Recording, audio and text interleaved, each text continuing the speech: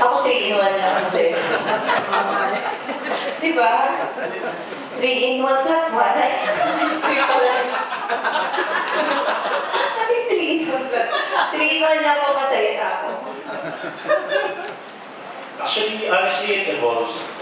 Ako rin, hindi ako may, nung bata ako sa akin kasi pag nagkape ka, hindi nakakangkat. So, nung tumangkad na ako, nagkape na ako. So, parang dati matamis, tapos masarap pala yung black na coffee. Yung, I mean, yung pero kahit ka ng cake sa tabi, parang nga. Pero honestly, hindi ako makakita sa coffee, but when my friends make coffee for me, like, from the bean, yung talagang grind, tapos espresso shot, I can drink 4 cups of that. Na hindi ako na... I wonder why. Pero siguro they put love. No? Pag may nilagay na pagmamahal doon sa paggawa ng kape, iba din. So yung kape na galing doon sa tao mahal, masarap yung kape na yun. Buti ka pa din nakatikim ka na ng ganyang kape. Hindi, siniset up talaga nila. Hindi ako, pareho kami ni Alex, 3-in-1, para swak lang sa budget. Pero yung simple lang ba, pero andun na lahat, andun na yung sangkap, andun na yung matamis, medyo mapait. 3-in-1 para simple lang. Thank you. Thank you. Back to Alex and Joseph. Joseph, would you say na mas komportable ka in doing comedy or drama or both? Kasi ba mahirap yung comedy first, pero saan ka mas So, dami niyang genre dito. Mas gusto ko talagang tahakin ang pagiging drama talaga. Kasi ako, bilang kung paano ako sa totoong buhay, kapag nag-joke ako, boomer face ako eh. So parang yung mga tao hindi nila alam na nag-joke pa to. Ewan ko, gano'n lang talaga ako, parang gano'n ako mag-trip. So, mas gusto ko talaga yung drama talaga. Sa iyakin po siya. Oh, it's the next project. Pero Alex, hindi ko ba na-intimidate na you're being compared to your ate? Your ate Tony in terms of comedy. Oo nga, ano bang usapan niyo? Who's a better comedian sa inyo dalawa? Ate Tony. Hindi naman po namin na pag-uusapan yun, yung ano. Kasi parang pag magkasama kami, mas ako naman talaga yung nagpapatawa kaysa sa kanya. So, wala, hindi naman. Mga ngarap na yun, pag magte-text ko pa pa, ano masasabi mo ate na mas nakakatawa ka? Mga ngarap na siya, yung na siya problema. May notes pa siya sa'yo for doing your first, like, title. Ang ate ko naman is very supportive and very, no, kasi may shot kami dito, shinote kami dito sa sa Hawaii, nung nag-Hawaii kami, with the help of Kuya Paul, dahil nga friends sila. So si Kuya Paul yung, nireveal ko talaga. Okay lang. Sabi nga nung color grader ganyan, sabi ko kasi, mukha pa ba ito? Kung malaki po yung movie. Oo, kasi si Paul Soriano nag-shoot pa para sa Hawaii shots eh. Opo, donation po na yan. Oo, nasa Hawaii kami, nag-shoot kami. Kasi itong auntie ko, syempre hindi na namin siya pinag-inaano dahil yung malaki na yung chan niya. Tsaka nung time na yun, parang maselan siya. Tapos narinig ko, syempre sa shop lang kami ni Direk, lakad tayo pa yun. Okay na ito, Direk. Hoy, ang pangit ng acting mo, naglalakad ka lang. Ano ka pa, alisin mo nga mo. Nagdadirector siya dito. Bakit mo umapin? Hindi ka natural. Okay lang talaga, ganito lang. Meron ba siyang, ano ba, kung hirap mo kasama. The making. Oo, ang dami niyang sinabi. Pero ang mami ko naman, ang galing. Ang galing, ang galing. Naglakad lang ako, ang galing. Meron ng kape, ang galing, galing. Maganda naman. So all in the family pala yun. Oo, so torn ako kung ano ba. Kung half magaling pa ako. Actually, ang ganda nun. Okay, question 1 for Alora. Hindi ako dahil. So, what kind of relationship din meron yung character mo tsaka ni Alex? And in the scene itself, dahil dalawa kayong komedyante, how do you ensure the balance ng inyong dalawa? Hindi naman nagsasamaan or something.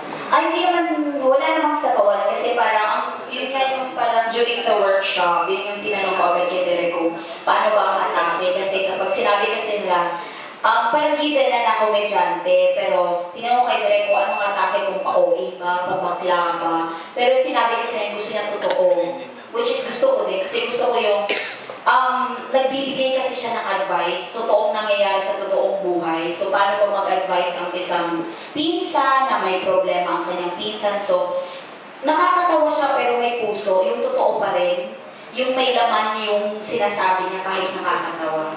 So, yun. Actually, nagulat ako na may parang lived-in chemistry sila. Kumbaga parang, paano nangyari yung having together? Okay. So, when they did the specific roles of magpinsan, ako ramdam ko. Mas ayaw ko kasi na magpatawa siya na parang exaggerated na, di ba? Kasi gusto ko, nakakatawa lang talaga yung person, di ba? Hindi lang komedyante siya. So personal, pa rin, touch yung gusto ko makita.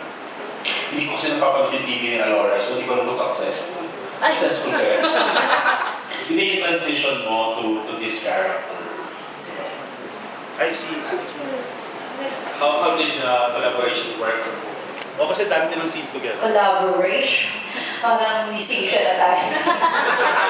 Abangan niyo yung scene na naglalabas sila ng mga panty nila. Ano ba? With Elora kasi, since Inday Bote, pero parang lagi yung mag-aaway nun sa Inday Bote. Pero off-cam, si Alora talaga, kasi sa Inday, dami-daming scenes, si Alora talaga nag-reach out siya sa akin talaga, na pupunta siya sa tent ko, nagkwentuhan kami, masaya kami. So parang very ako kay Alora, parang at ease ka na talaga, and then nag-asa, chill out kami lagi magkasama. So with Alora, parang pagkasama ko siya, hindi ko naiisip na artista din siya, artista ako, nasa showbiz kami. Parang lang kami, may magkakipake na nagkakwentuhan. So, ang mas maganda yung gano'n na parang hindi mo naiisip na nag-work kayo. Yes, parang gano'n lang kayo, magkatrabaho lang kayo. And then, ang galing-galing ni Alora kasi kahit hindi ko nakakatawa siya. Pag sinabi ni Derek na drama, nakita ko na yun actually sa Inday Bote pa lang eh. Mas una pa siyang naluluha sa akin.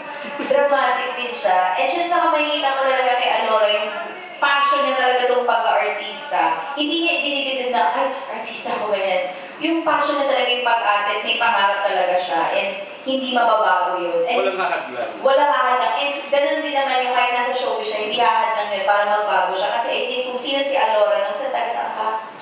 Iligan, sa Bisaya, no?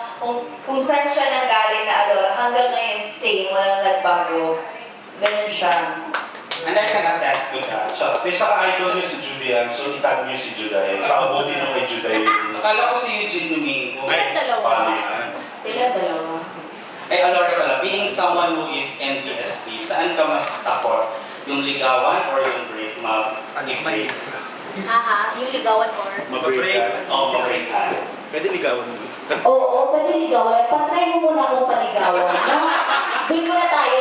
Wala pa ba talaga tayo? Wala. Kahit nag-expect nga ako kung matanong ako kung na-rebound ako. Sabi ko, dati, winish ko talaga kahit ma-rebound mo lang, pero hindi talaga ako pumapasa. Sa ligaw muna, kasi, di ba, gusto mo din maligawan, ganyan. Pero parang wala talagang lumalapit. Para ako ba dapat manligaw? Si Zone naman. Ano status mo taken? Oo, ang status ko taken for granted. Yung sarili talaga. Okay, may question po si June. Follow-up question. I'm just curious kasi Alex, you mentioned about the pet scene kasi is it setting aside the moral values or whatsoever, is it really a requirement for someone to parang makapatong ready na ba yung bawat isa to move on and to get into a relationship? A requirement ba to have physical intimacy? No. For me, no. Kasi if physical intimacy, pwede mong i-fake kasi yun eh, di ba? Pag masyadong physicalize, yung what you can see lang ang nakikita mo. And then, syempre, lahat naman tayo, we can pretend and we can do things na hindi naman talaga yun yung gusto natin. So, I think, mas importante pa rin yung kalooban ng tao and yung willingness niya to make it work, sabihin sa'yo lahat. Yung siya mismo, yung pagkatao niya, yun yung ibigay niya sa'yo. Kasi tayo daw sa, sa ating, meron daw tayo